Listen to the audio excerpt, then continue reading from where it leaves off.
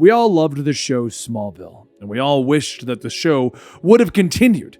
At the end of the show, Superman finally became Superman, and we finally got to see what was going to happen with the Justice League and the various characters of the DC universe. But what happened? Well, the show ended, and one heck of a fantastic finale. But what if that show didn't end?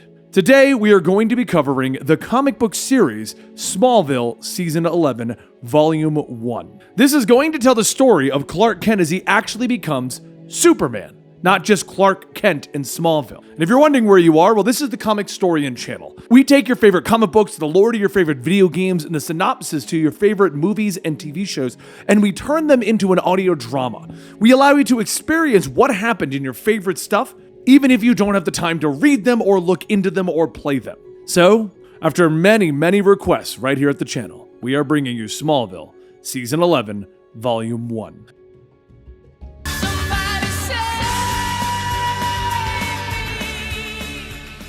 The sun begins to shine over the skyline of Metropolis. It's been 6 months since the day that everyone calls contact, and down on the city streets, people are going about their normal routines. Above, Oliver Queen is looking over the city from his high-rise balcony. Long night? Chloe asks as she steps out, clad in nothing but a blanket, holding 2 cups of coffee. Quiet as ever, he smiles. She wraps her arms around him from behind, trying to talk him into getting some sleep. Oliver agrees, but he just wants to see him first. In the apartment that she shares with her fiancé, Lois Lane rolls over in her sleep, mumbling about a barista that stole her rabbit and offering tacos. And a gentle breeze blows through the open window. In the penthouse office of LexCorp Tower, Lex Luthor looks out the window. It is a ritual for him, a routine. He waits every morning, waiting for him. And in the distance, the red and blue blur goes flying by, and Lex leans even closer to the glass. Right on schedule, he mutters. In space, a space station slowly orbits the planet, with one cosmonaut working on the exterior, while inside, the rest continue to monitor their equipment. Nothing out there as far as the eye can see, Alexei. One of the monitors calls to the cosmonaut on the radio. No UFOs, no giant planets, no nothing. But Alexei yells over the radio. In the distance, a massive light can be seen, and space is suddenly filled with incoming objects. Projectiles cut through the station, severing Alexei's line and sending him spinning into space. The space station trembles as the projectiles cut through it, leaking pressure into the endless vacuum. And outside, Alexei's endless spin is suddenly halted as a hand reaches out, grasping him. Inside of the station, the rest of the cosmonauts are shocked to see Alexei suddenly sitting amongst them, as the cabin is suddenly pressurizing again. This will just be another moment, ladies and gentlemen, Superman tells them as his heat vision seals the side of the station. The rest of the crew begin to thank him in Russian, their words mixing with excitement. Sorry, I haven't had a chance to learn Russian yet, but I promise I'll get right on that, he says with a smile. He turns to the rest of the crew. Does anyone happen to know English? One man steps forward, offering help. And quickly, Superman points to the side of the station that he sealed. He tells the man to contact their mission control since his repair won't last forever. Now, where can I find the nearest airlock? He finishes. Quickly, the rest of the crew point him in the right direction, and Superman takes off, leaving them all stunned. Later, in their apartment, Superman explains to Lois that the strange lights in space were there 1 minute and gone the next. They then talk about their postponed wedding and Clark's new suit, with Lois grabbing her husband in a warm embrace. Missed you this morning, she tells him after a kiss. The two have been little more than ships passing in the night for a while now, with Lois's late nights of writing and Clark's early mornings of superheroing. The conversation turns to how Clark thinks he can do more. You're inspiring people. That was the point of putting on the cape, wasn't it? I'd like to take it further. And have me tell the world that Superman is far beyond the stars? I'm an alien, Lois. Plain and simple. Lois explains that after the attack that took place 6 months ago, the world needed a breather from aliens for a while. Clark listens while suddenly zipping away in a streak, returning before the end of her sentence, fully dressed in his suit. He still believes that the world could stand to know that there is light in the universe alongside all the dark. But back in LexCorp Towers, Lex Luthor pours himself a cup of coffee as he explains his stance to the general sitting in his office. Mr. Luthor, you've been very public about your opinions of the military's perceived lack of response during contact, the general tells him, and he smiles. It got you into my office, didn't it? You're no doubt aware that we need to defend ourselves, he asks as he hands the general coffee. Like the Russians are trying to do? The general leans back in his chair, staring up at the billionaire, not giving a response. As far as the American military is concerned, the Russians are placing privatized research labs into orbit. he states simply. Lex turns away, looking over his city. The Russians were afraid to let the public know that they were putting a weapon into orbit. It's nothing to be ashamed of. I know that humanity needs to defend itself from outside threats. This is LexCorp proposing a joint venture, he tells the officer, but the general stands, shaking his head. The last thing they want to do is scare the American people any more than they already have. That much power is an open door for abuse, Mr. Luthor, he tells him. Lex suddenly turns, anger and possibly insanity in his eyes. Isn't that all Superman is? The general merely takes a sip from his coffee. Believe me when I say that as soon as I have a cause to intervene, Superman will be dealt with. Later, at a port in Metropolis. Hurry up, boys! Someone shouts as the men offload packages from one of the containers. Everyone's worried that Superman is going to show up, when suddenly an arrow slices through the air, cutting open one of the shipping bags, sending the packages everywhere. Now I'm just offended, Green Arrow calls as the thugs grab their weapons. I was here kicking ass long before that big blue slapped on his fancy pants.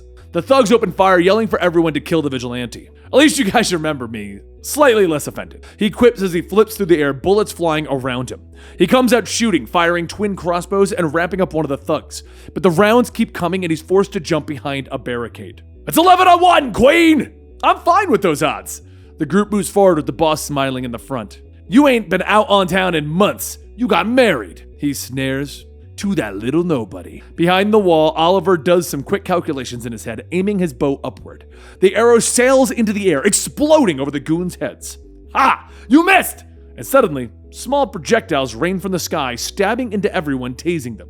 Don't talk about my wife, Oliver states as he stalks forward. Suddenly, the boss cries out, and Oliver turns to see another thug on a shipping container, aiming a rocket launcher at him. The world seems to slow as the explosive flies forward, but a blue and red streak is suddenly there as the rocket detonates on the chest of Superman. I think you missed your calling, Oliver smirks as they both look at the cops picking up the thugs later on, having changed back into his civilian clothes. They both begin to walk back through the city, discussing Oliver's impending move back to Star City. Wherever you go, I can guarantee the trouble won't be far behind, Clark states, extending his hand to his friend. I'll miss you, big guy. Up in the watchtower, Chloe Sullivan Queen waits for her computer to finally finish scanning. I built you. I know you're faster than this, she grumbles. I guess this is exactly the wrong time for coffee. Lois laughs as she comes walking in. The two discuss idle chit-chat while Chloe continues to try and figure out where the strange space rift that Clark saw came from and went. Finally, the computer beeps that it's finished, and both women stare in shock at the image that has appeared on screen. What is that? Lois asks. Chloe just shakes her head. Proof that I won't be leaving town as soon as I thought, she says, as they look at an image of a spacecraft entering orbit. Something, or someone, came down in the storm. Inside Metropolis General Hospital, Lex Luthor exits the MRI machine and he starts to get dressed. You did great, Mr. Luthor, the doctor tells him when he comes in with the test results. Your MRI shows that your brain, while fully grown, is essentially new, he says with amazement. He hands over the results to Lex, showing the scan of his brain. The neurotoxin that you were exposed to may have erased your memories, but it also left your mind operating at a higher percentage than normal. My father always said that I had potential to be extraordinary, Lex mused, putting down the results. Luthor turns back to the doctor. If nothing's wrong, and I am in fact more than normal, why am I hallucinating? He asks. The doctor isn't quite sure, though. He does believe that learning about his sister's suicide may have been taking more of a psychological toll. Have you considered consulting a therapist? Lex merely rubs the bridge of his nose, his sister sitting against the window a few feet away, smiling. Gotta tell you, didn't know I had it in me, she smiles. Lex ignores her, turning back to the doctor, shaking his hand and making sure that he can enjoy his discretion. Just as Metropolis General will enjoy new lab equipment that LexCorp is donating, the doctor answers with a nod. As he leaves the lab, Lex is followed by his sister, who questions whether he is scared that the world will find out that he is a lunatic, or that he is cloned from one. Finally, he turns on her. Let's cut to the chase, sis. Are you a hallucination or a ghost? He hisses. Tess seems to stare off into nothing. Memories of Lex stabbing her and her dosing it with neurotoxin flashing through her mind. Next thing she knew, she was standing next to him on the street. Besides, if I was a ghost, do you honestly think that you would be the one that I would choose to hunt? Strangely, Lex manages to push his sister against the wall. If you're not a hallucination, then what are you? She doesn't know. But she does know that they could figure it out if Lex would focus on it instead of worrying about whether or not it was going to murder everyone. Lex turns away, his mind once again occupied. It's only a matter of time before someone with the level of power that Superman wields begins to abuse it.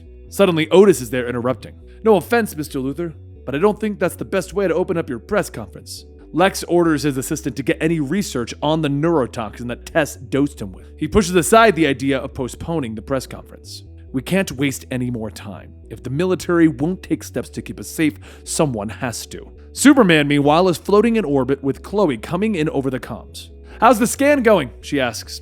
She begins scanning with the equipment that they gave her, but he tells her that he honestly doesn't see anything. He's already ran through his full vision spectrum and he hasn't found anything yet. With the scans complete, Superman pops into Star Labs before Chloe and Dr. Emil Hamilton can finish their apologies for sending him into space. Happy to help, he tells them. Just let me know when you two find the trajectory of that ship. Looking down at his super beeper, he sees messages that tell him that he is late for the Luthor press conference. A frown crosses his face as he looks back up at his friends. Why is it I never find myself looking forward to any news coming out of Lex's mouth? Chloe just nods.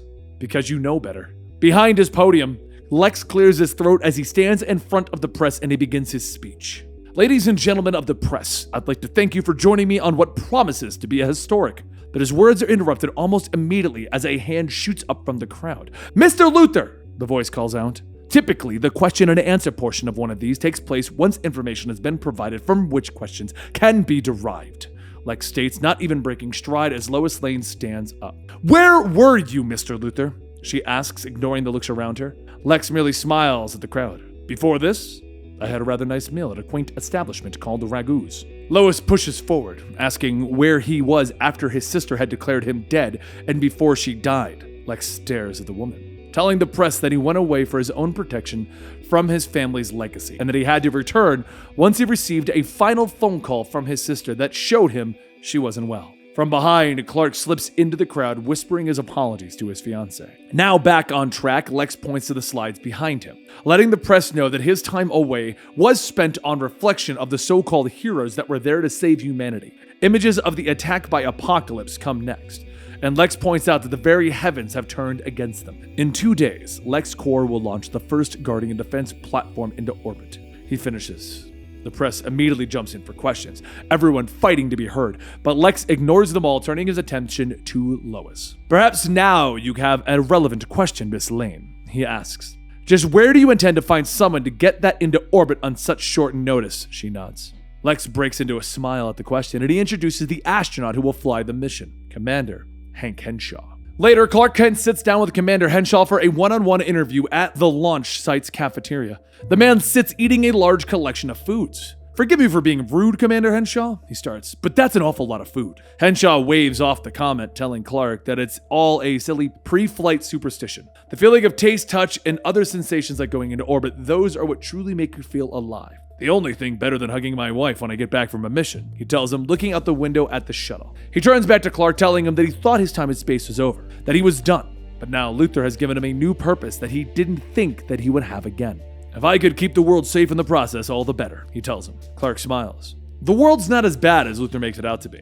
But Hank just smiles, asking if Clark is a Superman fan. He knows what that guy's trying to do, but thinks that it's just a little too reactive. Sometimes the only way to make people see the light is to force them to look at it. The interview ends and the two shake hands, with Hank leaving to go prep for the launch as he walks through the cafeteria. Get home safe, Hank, Clark calls out to him. What goes up must come down, right? Hank calls over his shoulder.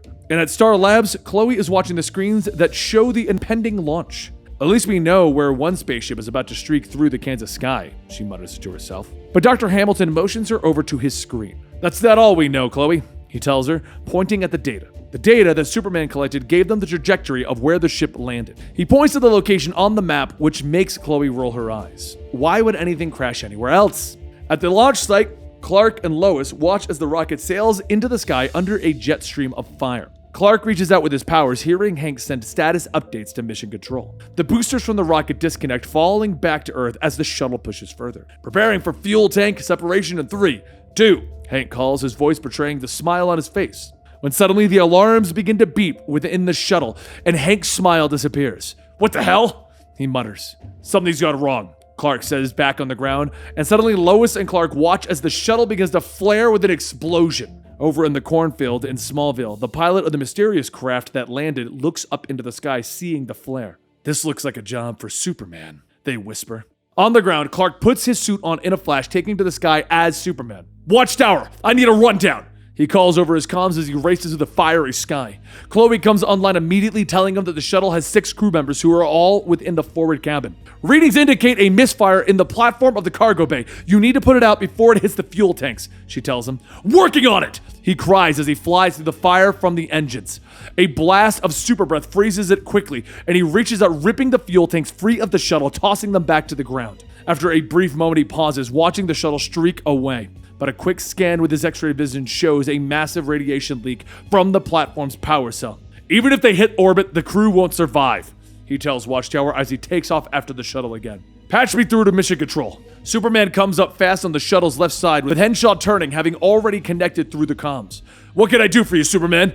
He asks, his voice strained. You can survive, Commander. I'm giving you fair warning that your cabin is about to be depressurized. Superman tells him that he needs to open the cabin so that he can start ferrying the crew back to Earth. Henshaw nods. He needs to keep the shuttle going. It can't fall back to Earth with this much radiation. Do it, Superman! Save the day already! He shouts. Superman makes 2 trips, dropping the astronauts off with each landing. And finally, he speeds back up to the shuttle, pushing himself as fast as he can go. The air quakes behind him, and the sound of the sound barrier breaking echoes below. And on board, the oxygen is almost at 0, with the radiation burning through Henshaw. He looks at his hands, the skin beginning to flake off. All he can say as he gasps is, "It burns." Superman flies faster. Hell of a last thing, Hank whispers as he stares out the window into space, his vision beginning to dim. To feel. Superman flies faster than he ever has before, with the EMTs hitting Henshaw with the defibrillator outside of LexCorp, as Superman standing close behind them. The machine begins to beep, and the drivers begin to scramble, but Superman tells them to take him to Star Labs where they can help him. Superman! Superman! Lois yells as she comes running over, ducking beneath the police tape. Anger crosses the Man of Steel's face, and he tells her simply, I have a message from Clark Kent. He won't be home for breakfast. On top of the LexCorp building, Luthor stares off into space, a smile on his face. Otis comes up trying to tell him about the neurotoxin, but Lex tells him it can wait. He and Superman are about to have a very interesting conversation. And there you have it, the first half of Smallville Season 11, Volume 1. Now, we are going to end it there because I wanted you to get a flavor for what Smallville basically was, what the comic series is, before we decide if we're going to move forward at this. Now, I need you guys to give this video a like and tell me in the comments that you want more Smallville. Unlike a lot of our series, since this is such an old television series, and I don't know if anybody really even cares, we're going to do this one video and then gauge on the reaction if we should do more of these. I don't want to turn it into a series where we get halfway through and everyone has stopped watching. So, in order to give you an idea as to what is coming in the Smallville series, here's a general idea of what each of the volumes are, because this is a very long series if we end up doing it. It's paced out with a lot of exposition like the TV show, so we can't really condense it down. We pretty much have to give you everything that is available to us, which, as you can tell, creates for some very long videos. So if this is what you want, oh my God, are you going to get a ton of these? You're going to love it. It's going to be great. So with the Smallville Season 11, obviously this first volume is just reintroducing the characters and the new existence of Superman. Volume 2, you're going to get to see Batman. Volume 3 is going to be like The Flash and stuff like that happening on. Volume 4 is going to be more Booster Gold. Volume 5, we're going to meet Wonder Woman. 6, we're going to fight against Brainiac. 7, someone important becomes a Green Lantern. 8 is going to be Constantine as Zatanna, I think, based upon what I was reading about it. And then in Volume 9, we're going to get the true finale to where Smallville should have gone if they had a budget. So, if you want this, I need to know. Because we're going to, like I said, base the reaction of this video if you guys want more of Smallville. Because it's such an old series. So, I want to do it, but it's on you guys. Let me know what you think, and I will talk to you very soon right here at the Comic Historian channel. And you can not only tell me in the comments down below or by giving this video a like or sharing it with your friends, but you can also follow me on Twitter at Comic Historian and just spam my notifications. More Smallville, more Smallville. If you do that, it will let me know you want more Smallville. We're hoping to do this as a weekly series. So if it is something you want, you're going to get a weekly episode of Smallville that stretches out for a couple of months. I mean, doesn't that sound good? I'll see you guys next time.